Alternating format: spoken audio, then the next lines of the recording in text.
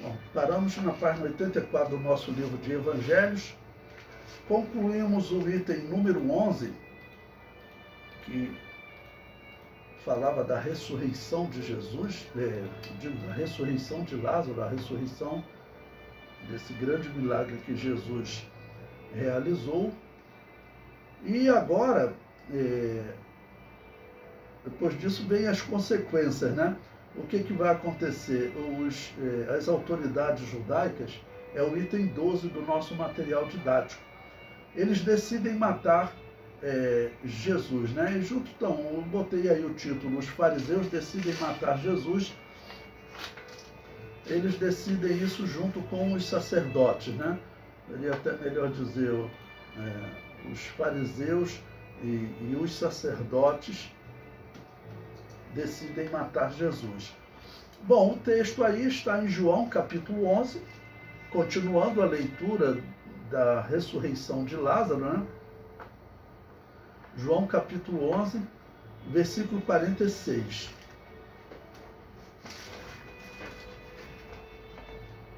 João, capítulo 11, versículo 46. O versículo 45, ele concluiu dizendo: muitos, pois, dentre os judeus que tinham vindo a Maria e que tinham visto o que Jesus fizera, creram nele. Ou seja, o que nós vamos ver agora é um resultado direto desse grande milagre, porque vamos sempre lembrar, a ressurreição é algo que mexe com as pessoas, né? Ver alguém já morto, sepultado há vários dias, tanto que as pessoas até riam quando Jesus disse que iria despertá-lo, né? O povo que estava no local não acreditava, estava ali acompanhando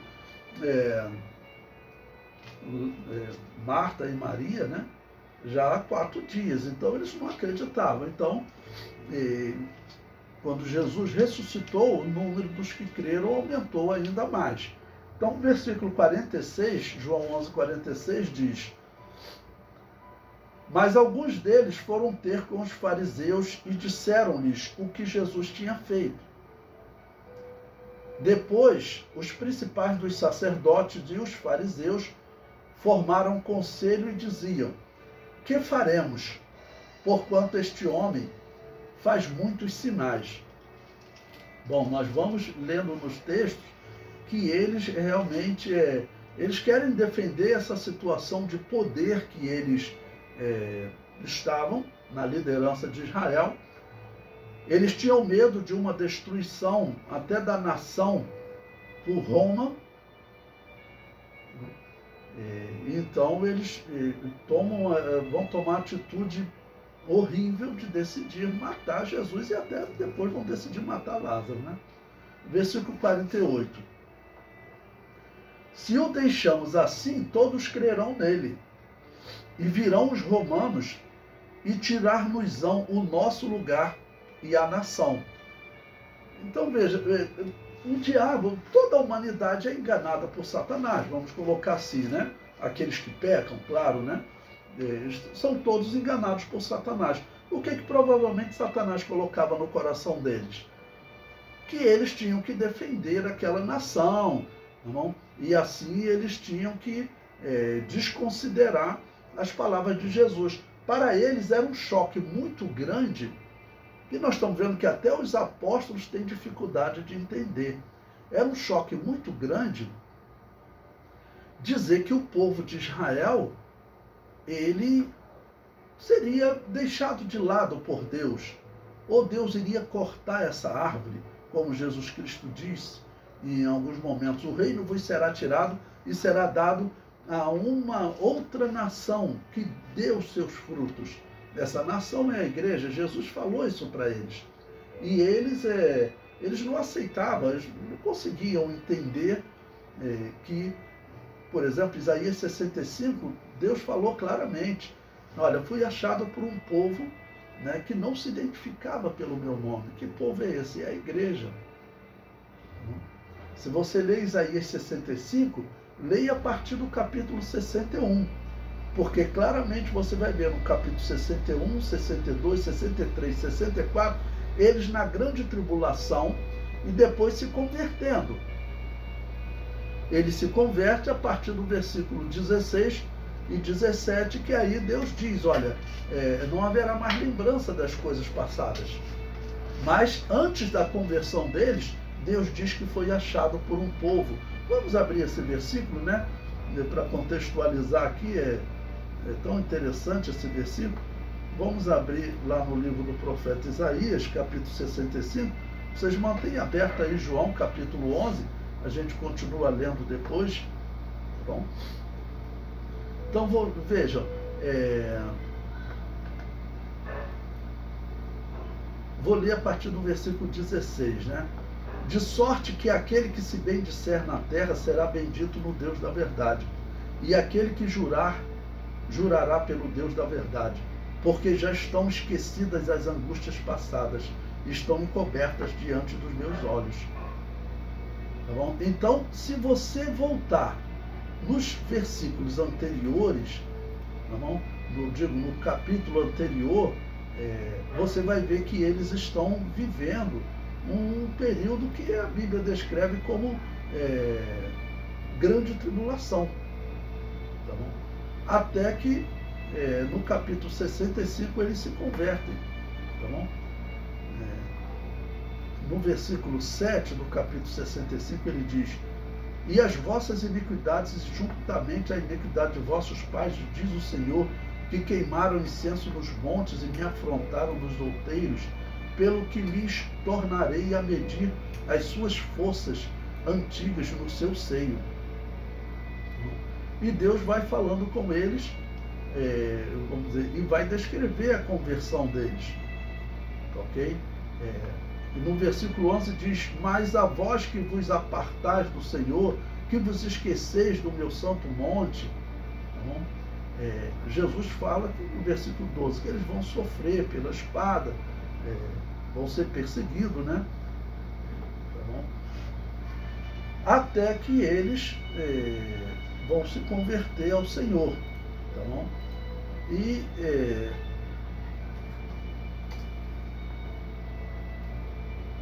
ainda no capítulo 65,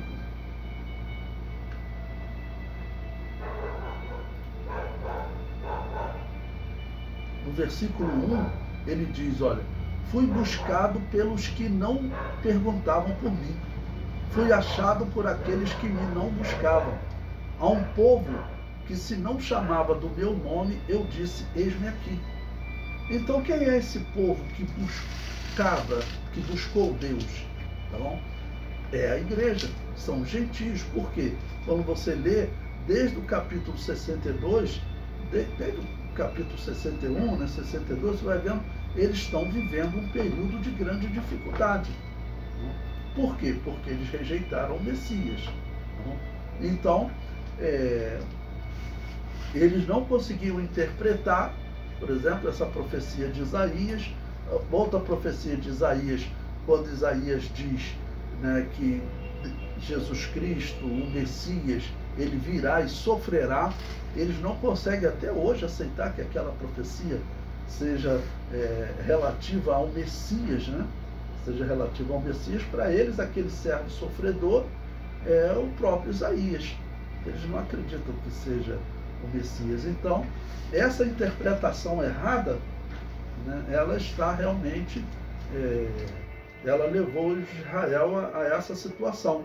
Então, Satanás está enganando eles e colocando, voltando para João, né, 11:48, eles estão como numa posição de que eles têm que defender a nação.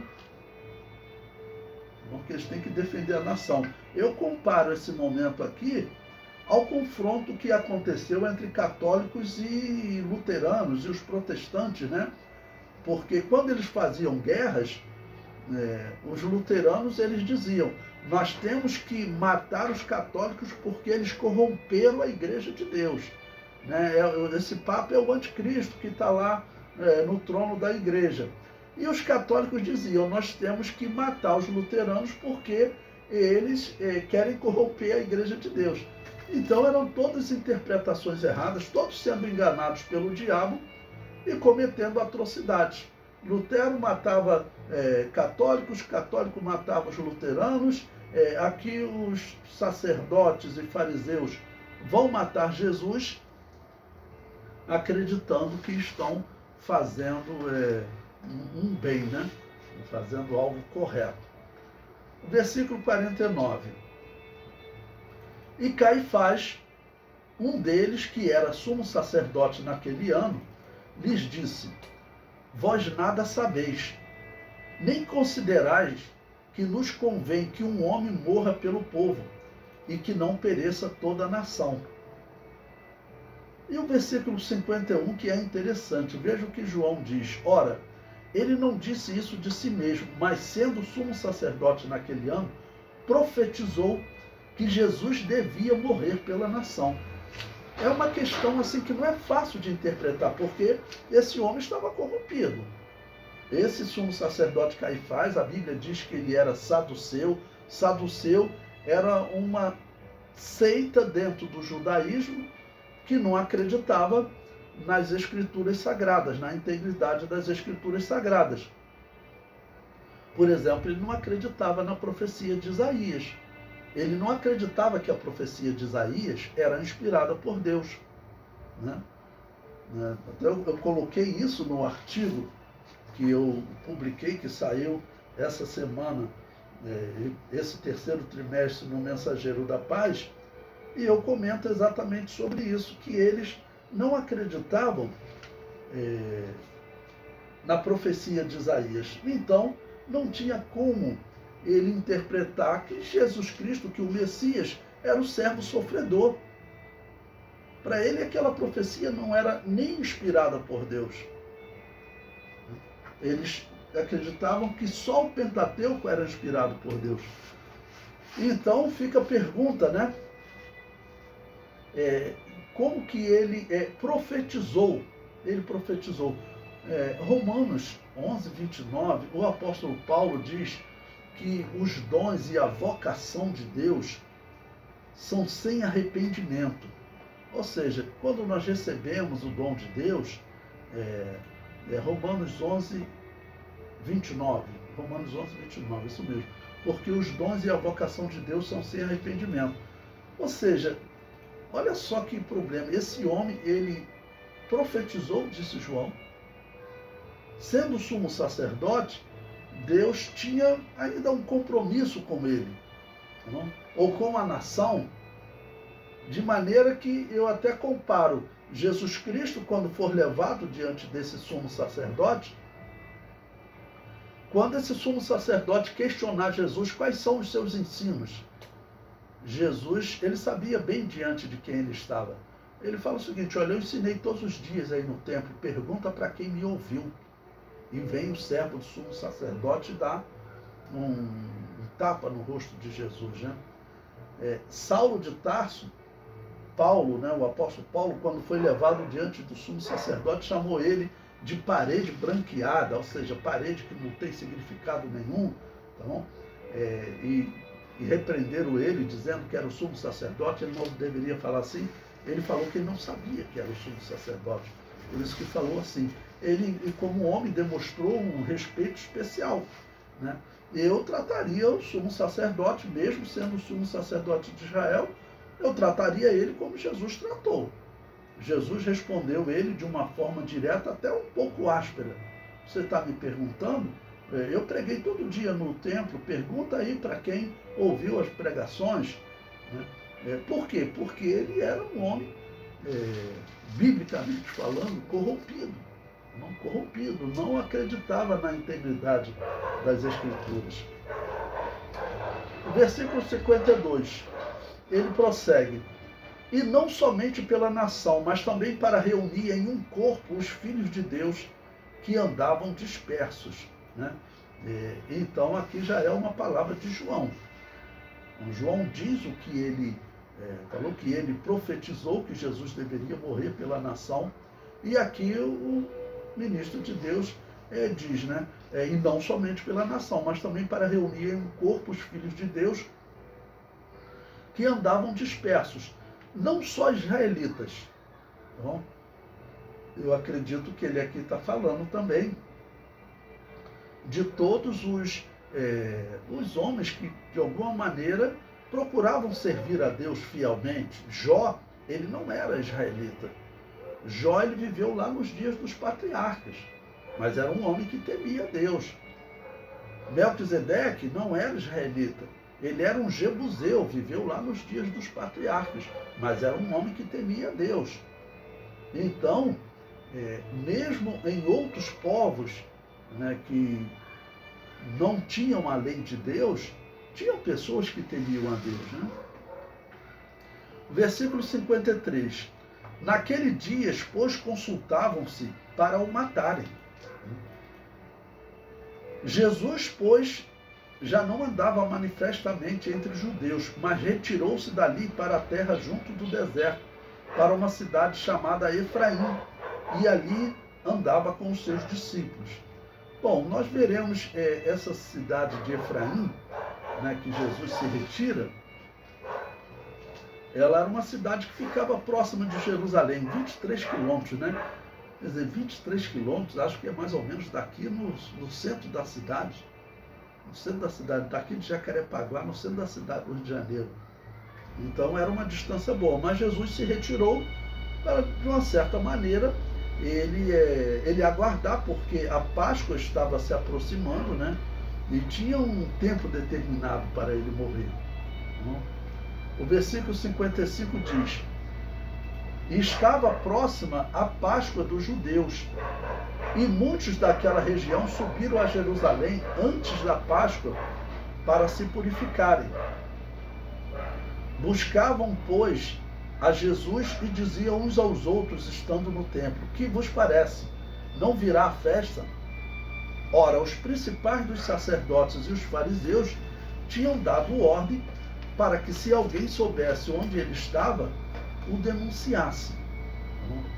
Bom, quando Jesus ressuscitou Lázaro, nós vimos que Jesus ele estava já ali nos últimos dias da sua vida, né?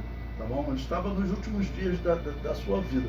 Faltava mais ou menos uma semana para ele vir a morrer, né? Vir a ser morto, ok?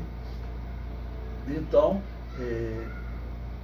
esse tempo é o tempo que alguns já estavam indo para Jerusalém esperando que ele fosse a Páscoa. Esse período agora, os últimos dias de vida de Jesus, esse período agora é o período em que mais será relatado discursos de Jesus, pregações, não? Porque ele vai estar em Jerusalém pregando, fazendo diversos sermões.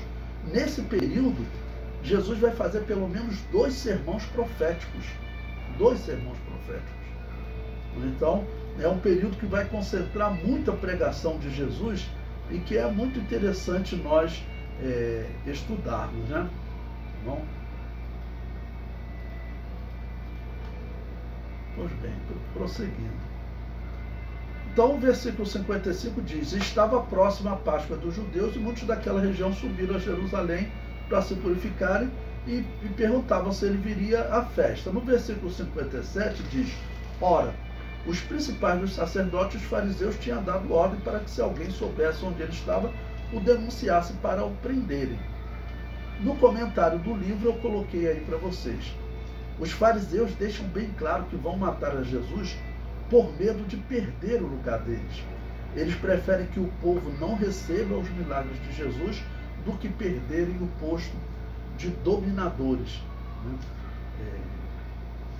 E é claro que essa decisão, eles não achavam nada em Jesus de heresia para fazer com Jesus o que foi feito com outros que apareceram se dizendo Messias.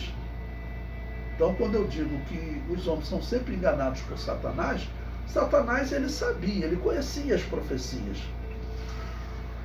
Satanás sabia que Jesus estava para vir ao mundo, porque a profecia de Daniel dizia claramente o tempo da morte dele, né, quando ele morreria, em 483 anos, contando a partir da ordem para restaurar Jerusalém.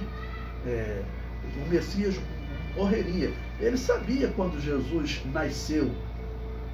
Então Jesus, segundo a nossa cronologia, ele nasceu no nosso calendário cerca de 4 anos antes de começar essa era cristã.